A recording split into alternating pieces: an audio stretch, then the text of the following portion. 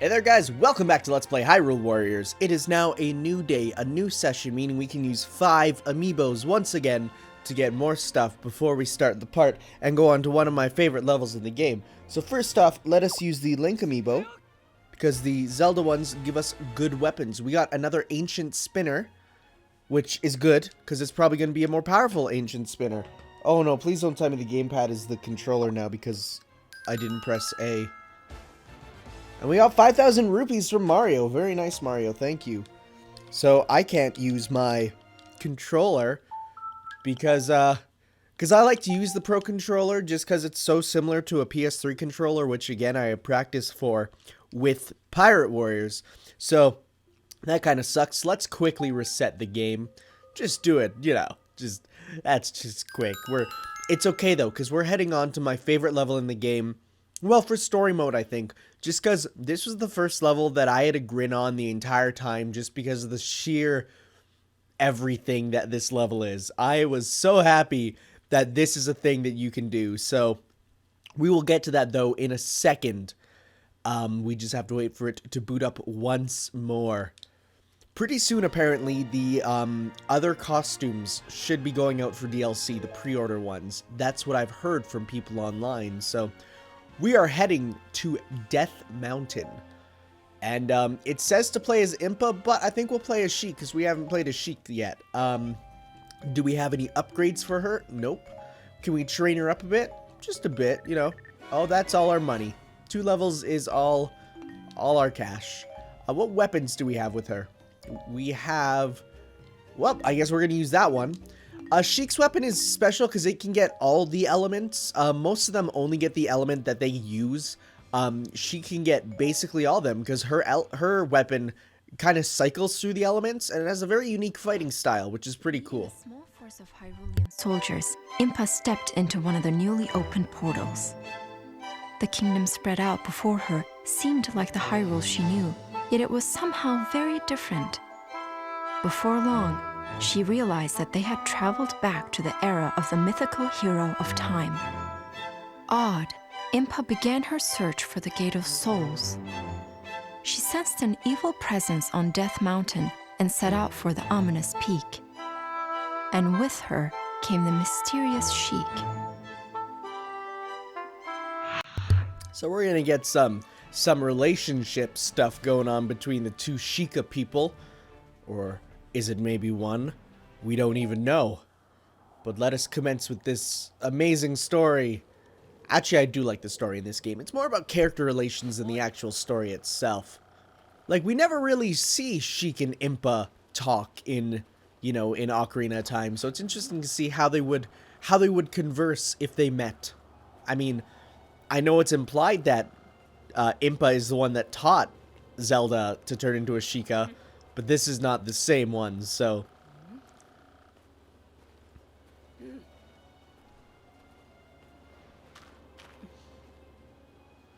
There's a little bit of tension between them. Because Impa's so confused. And hey, it's Navi! In the original Japanese version, this is literally just a random fairy. But they decided to make it Navi for the American one, because it makes more sense, you know? So then we can almost imply that this takes place after Ocarina of Time in this world. Because Navi's just gone. That's the end of Ocarina of Time. What a terrible ending. So apparently Zelda's here. Which is surprising considering, well, yeah. So first off, yes. In this level, we fight Gorons. And it is amazing. I love it because their death screams are amazing. No one, like every other, you know, Warriors game and whatever, you're fighting either scary monsters or humans. But here you're fighting these cuddly cute creatures and I love it. So I guess I should get into Shiek's fighting style. With the strong attack button, you are able to play a song, and the song is based off the last element you used in a combo. So if your combo ends with a fire attack, then ow, thanks bro. If your combo ends with a fire attack, then that means the song you play will be a fire one. So let me go 1, 2. So if you see here, we use a water one, and then when we play it with just the X button, we get the water serenade, or serenade of water, or whatever it's called. And the water one is one of the best. It's a shield that protects you from, I think, 4 hertz of damage or something. It goes away automatically, but after a long time. So then 1, 2, 3, fire. The song for the fire creates a little glyph that, well, explodes after a while. And that one's pretty good. I don't find much use for it, but it's there. So then we got this one, which is one of my oops. Well, that's the shadow one. I accidentally did that one, so then we use it. And there's a little icon in the corner that shows what happened. This creates like a black hole to keep them all together, which is good for combos, but I don't use it that much because I don't use the shadow technique ender that much even. It's kind of nice though. Keeps the kill count rising. I still need to show off one of my favorite ones. Like that one's the best one. But oh, that's a rock. That rock just got me. So it's right there. So you use electric, and when you use it, you play the Song of Storms, because I guess storms, electric, all that, and it creates this shield that you hurt enemies just by running into them. And it doesn't last long, but it racks up the combos, and is pretty good. And here is her special, which has just these music rings. It's good area of effect, not lots of damage, but widespread. And yes. And we need to take these keeps here because there's boulders flying at them, and the boulders are attacking your main base, so that's important. Boulders hurt. Honestly, for the story missions, you can totally just run through the entire time and just get bases and just do what you think is the best way to go. Maybe not, we're playing on normal. I did play my initial playthrough on easy, and it was very easy. Like, mind you, again, I'm experienced with the genre, but still, like, that was, wow. I was pretty surprised. I'm like, this is really, really easy. So we gotta run up to the other side now, because the other one is starting to attack our base with boulders, which, hey, that's not cool. Let's kill this guy first, though. So like any sort of captain, these guys have weak point gauges, which you can exploit. Just because they're Goron doesn't make them any different. They will attack you, they will hurt you, but they're adorable, and they have a very awesome, unique death sound, which I can just listen to forever, basically, because they're adorable, but fun to kill. If that's terrible to say, it sort of is. Just get these guys out of our base here. Because it is annoying to have dudes steal back these bases, because then the boulders start again. So you want to make sure that they're at least cleared out. This one, because it is a mountain, you can sort of, like, if you're at the top, you can easily get down to the bottom, but getting up is hard, because there's one-way paths everywhere. So you're going to want to be careful with when you go down and stuff. As you can see on the map, there's a couple places where you just, you know, you can jump down, but you can't jump back up. So let's get rid of this dude. So I didn't talk about the bombs in the bases. Really, they're just there to, like, allow you to hit them, and they don't hurt you at all. Like, you can just completely run up and attack them, and nothing will happen. I think if enemies hit them, it might hurt you. I'm not sure, but basically, they're just get an enemy near them and use it, and you'll just deal good damage to them. So use that to your advantage. I like to leave them for bosses because it does deal decent damage to the bosses. So you don't have to worry too much though about bosses in bases like these, because why would they be coming down here?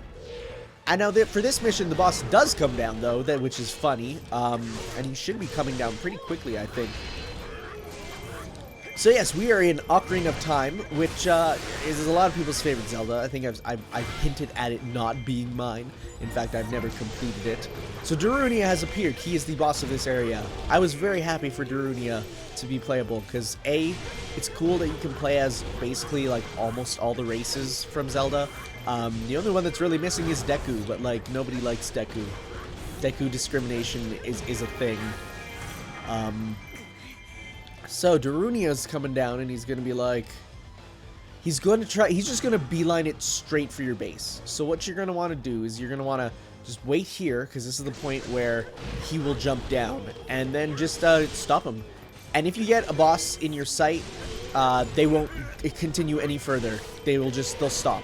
They'll focus on you rather than their goal, which kind of dumb, but you know, easier for gameplay. Look at all these gosh dang Gorons. There's something about seeing just a crowd of Gorons that gets me incredibly hyped up. And here we have the big man himself.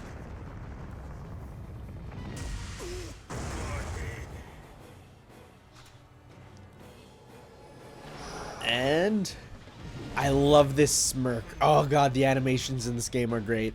He uses the hammer, which makes sense. I mean, he also uses like weapons from like attacks from him being a Goron, such as the rolling and the butt squashes and rocks.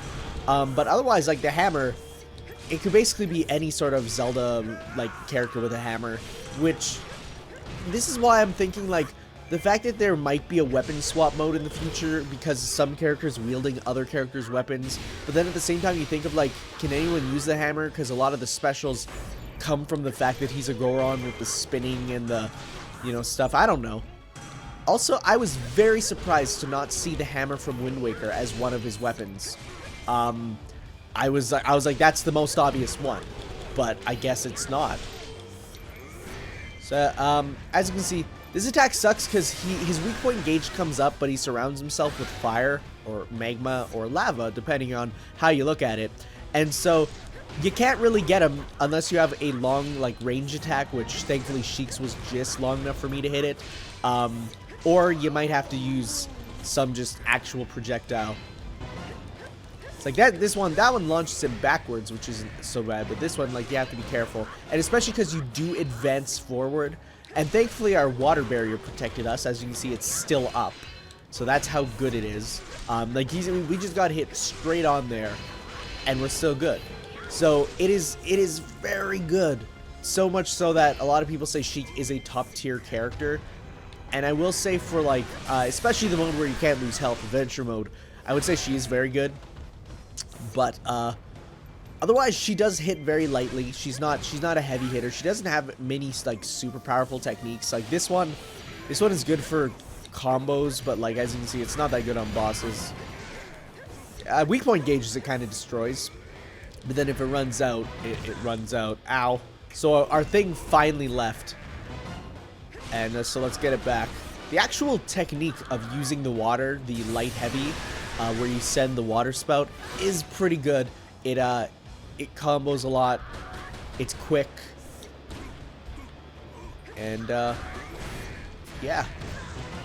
Ooh, ow. Crumple state. That's even a fighting game thing. So let's get our water shield back. See if this Goron does anything. Nope. So Darunia will retreat. He'll just warp back up.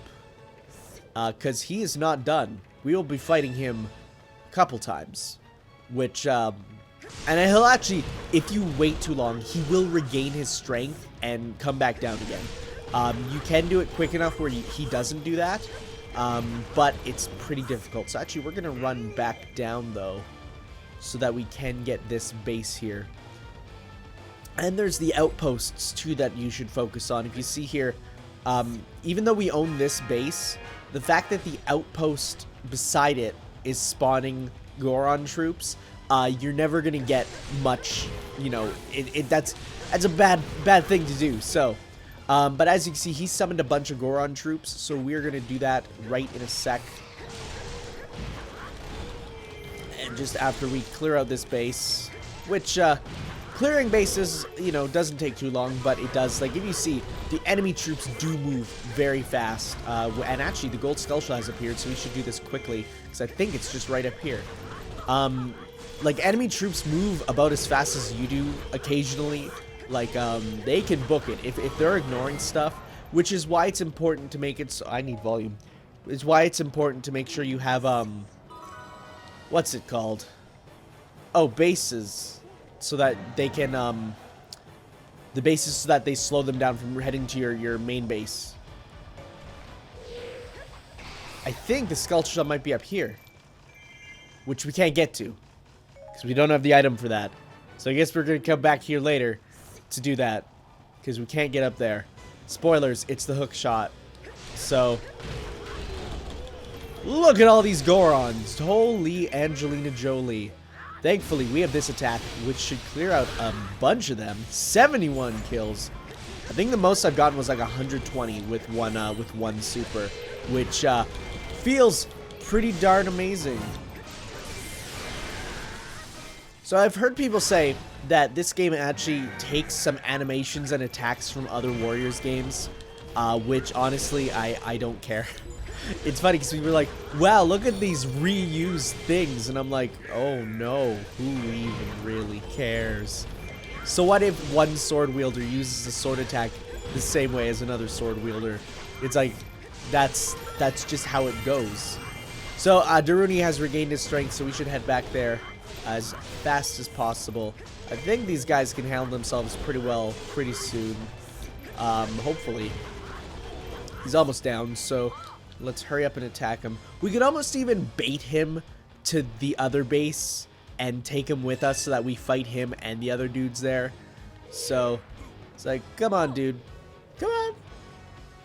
Now, I know for one mission, you're actually required to kill Darunia twice and get 1,500 kills before Impa gets to the base she's walking to right now, which means that one base in the very left that we got the one time, you actually don't want to get it for that mission. So we'll be going through all the hard mode Skulltulas sometime because I will need to get them. Remember, this Let's Play is literally me getting back all my work from the lost hard drive. So we're going to be doing basically everything once more that I've done. Possibly more. Some things I don't even think. Like, I got the Chain Chomp weapon, and I was so sad because I didn't even get a chance to use it before my hard drive crashed. Come on, dude. Come on, Darunia. We're baiting him into this base so that... Oh, God. That's not where the entrance is. So that basically what he'll do is we can focus on him and the other Goron troops at the same time. So come on, man. They're dumb like that. Come on. There we go. So now we can focus on saving this base. Although he will contribute to the base's damage. The fact that we can kill all of them in like this now is actually good strats. So if you think of it like a... Oh, nice. And we get our suit. Oh, well, there he goes. Whatever, though. We shall... just free up this base quickly.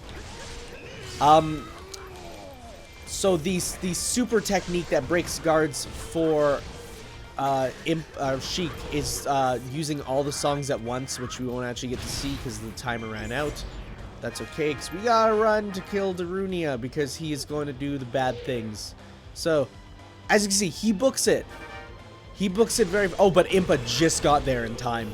Like that actually came down to the wire. I think he would have got a mission failed if he got here.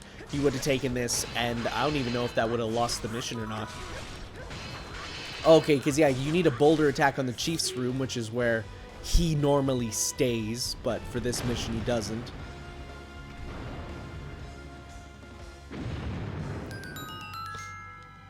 Because that's normally covered with a boulder. So he's gone.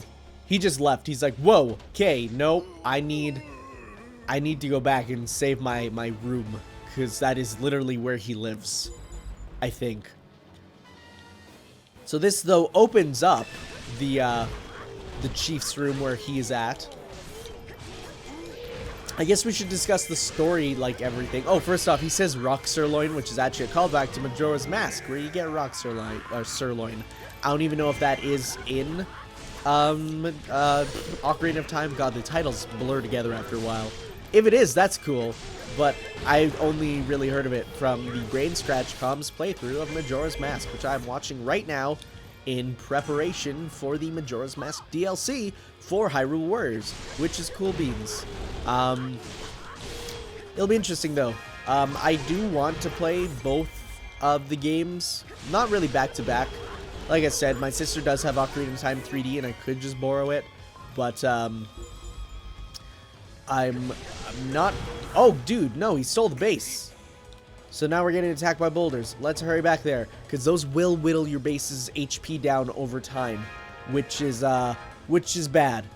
So these dudes are crossing over the middle here, which means I can take down this guy super quickly. And they're gonna use bomb chews. Now these bomb chews shouldn't reach your main base. Oh, we literally just left this guy with barely enough health to not die. The bomb chews have never reached my base, mostly because they're slow. But I guess on definitely like because I'm not over leveled and playing on easy, which was my first playthrough. Like I mean, I did grind in my first playthrough because I just wanted to get through it and played it on easy to make it so that it's super easy. I'm playing on normal because, well, normal, a bit more of a challenge, especially now that I know the game. So this should now be back to normal. Nice, a weapon. I love collecting weapons. That is my favorite thing to collect. So the bomb chew's actually coming down though. Oh, and there's dude bros in our base. Wow. Okay, let's go save our base. Yeah. Bomb chew's heading towards the east keep, not our base. Oh, dang. Oh, there's a bomb chew operator. I bet you getting him should, hopefully kill this bomb chew going here. It's okay, our base is actually doing pretty decently. Okay. So we seized a bomb chew, meaning that is now ours. We can actually seize this one here too. So if an enemy bomb chew reaches your base, you will be given 1 minute to basically kill it. So, and they re-got the base again. Lovely. So let's run up there again. Wow, this mission is going much, much, much worse than in my original playthroughs. So, let's kill this bomb chew operator, steal it back for us. Bomb chew C is now blue. It is now ours. Allied base is in danger. Okay, well, we are going to have to steal back this keep so that it's not in danger. Hopefully. Bomb chew's infiltrated which one? Oh god, it actually explodes automatically in this one. Okay, well, let us steal back this one. Just use this quickly. Yeah, this is actually going a much, much, much worse than in my original playthroughs. Probably because I think I played as Impa, who is... Oh god, and my phone's ringing. Of course it would. Wouldn't be a first part of a Let's Play without it. By first part, I meant first part of a new session, not first part. I was too busy running to answer the phone to really properly use my English. So, let's go kill this dude here. The bomb chew operator. Wow, that bomb chew is really slow. Thank God it's going through our base. But now it is our bomb chew. Now I've got your power. So, oh, there's dude bros in the base though. We should go save our base. These bomb chews will actually go up into the enemy bases and explode. Yeah, the allied base is in imminent danger. That's something that you don't want to really see. So as you can see, it just exploded in the enemy base, and it is now our base. So, dude bro needs help. You have now received the help you need, dude bro. You just need to get completely destroyed. So yeah, we just, they get them automatically because the bomb chews reach them. All's good. There's like nobody left in the base other than a few stray ones, so we should be good. I hope. Let us hurry up. Okay, well, the allied base has like no one in it. I think it just heals over time. I could be wrong. God, there's dude bros still up in the east west, sorry, boulder keep, so I should run up there and get that quickly. Thank God this mission doesn't have a time limit. You will soon find out that adventure mode missions do, and in that case, it sucks when you're going on, you know, 18 minutes, because 15 minutes is the maximum amount of time you're allowed in those missions, which sucks, but on the same hand, you know, it does provide challenge. So, okay, bomb chew operator, you must be the one that didn't die when the one bomb chew exploded. So. There we go. You should be good there. No more big captains. You can spawn them though, so let us kill you. It's a good thing outpost captains never actually do much. They just sort of, so the Bombchu will reach, nice, damage to the chief's room. That's good. That has never happened. I've usually, by this point, I've usually already killed Darunia, but because of the not playing on easy, all that stuff, we're going a bit further into the actual everything. So let's get this as a little base of operations here. Yeah, outposts change very quickly. Oh, and by the way, there's Big Poes in here. These Big Poes are the ones that are actually controlling the Gorons, because, I mean, Darunia's not actually a bad dude. He's just drawn badly. So Darunia actually can't be killed until, because he's so angry he killed his rock sirloin.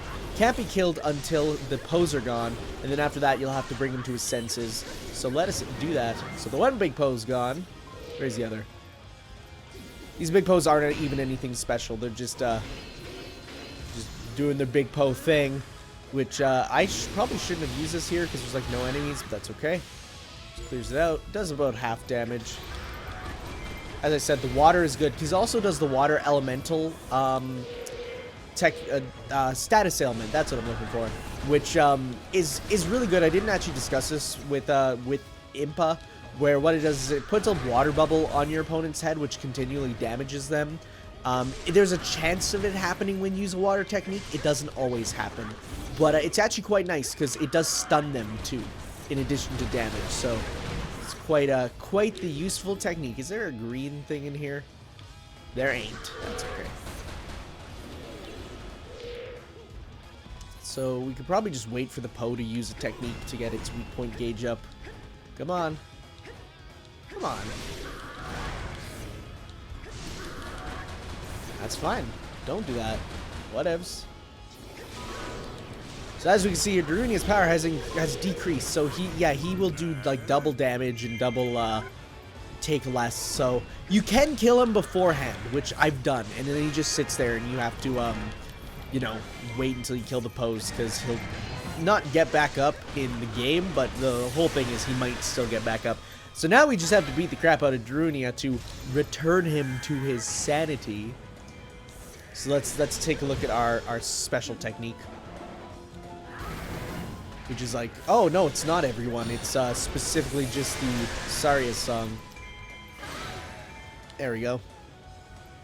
You cannot capture an enemy base if there is a commander in it. So, you know, it's like even if we get the HP of this room down to 0 before we kill Darunia, which can easily happen from just the crossfire between you and the boss, you won't be able to get it because he's technically the keep boss. So you won't get it automatically if you kill him, but that's just how it works. So. Which is also I don't think applies to you. I think the enemy just can come into your base, and if it gets HP to 0, they just get it. You don't have keep bosses, which sucks. Because that'd be a nice little line of defense, but nope, you just HP to 0, it's theirs. And it will happen a lot. Darunia is almost kind of down. The fireball's another good one because it does launch enemies quite up. Like you can almost just keep using it and keep relaunching them for a while. Even if you have like a seemingly amazing combo that doesn't seem like it's gonna end, it will automatically, because some bosses have the ability to just break out. Most bosses have the ability to just break out of your combos, even if they seem like they're perfect combos that go on forever. So we have defeated this mission. And he's just like, whoa, God, something's wrong. I give up.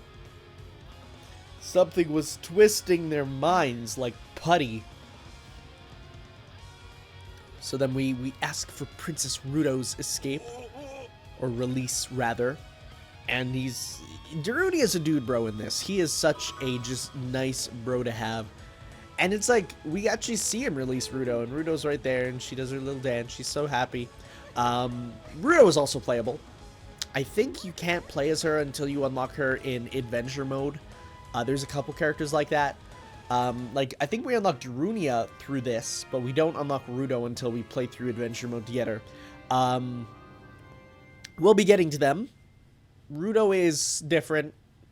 Cute, which is nice. This game is, of course, known as Waifu Warriors to some people because of the mostly female cast that really do the entire range of, like, you know, fetishes, for lack of a better word.